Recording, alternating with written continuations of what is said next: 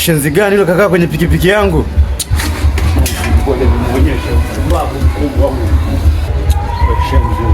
Mjomba, vipi mjomba? Swali. Umekaa kwenye pikipiki yangu, unafanya biashara gani mjomba?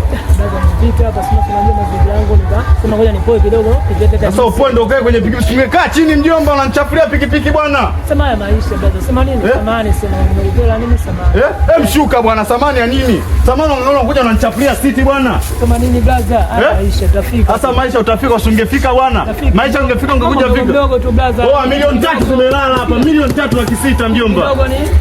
Sasa kile ndio uje unywe juice songenyoa huko kuliko nunulia. Kitu brother. Sungenyoa yuko nunulia. Hapo unajua nyinyi masela mjini na masela afu hela hamna. Baridi brother. Milioni 3 zimelala hapa afu unaongea mambo yako hapa.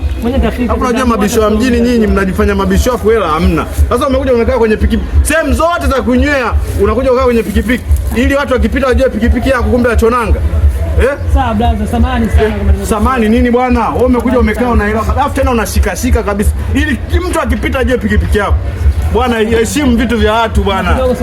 Mimi nikikwambia kuna kitu kimepungua hapa, unalipa. Acha masiara mwanangu, sijui unaelewa? Acha masiara. Acha masiara na vitu vya watu. Samani sana brother. Jiheshimu ndugu yangu, sawa? Jiheshimu. Potea kwanza hapa bwana. Unachanganya hapa. Potea bwana. Shenzi nini?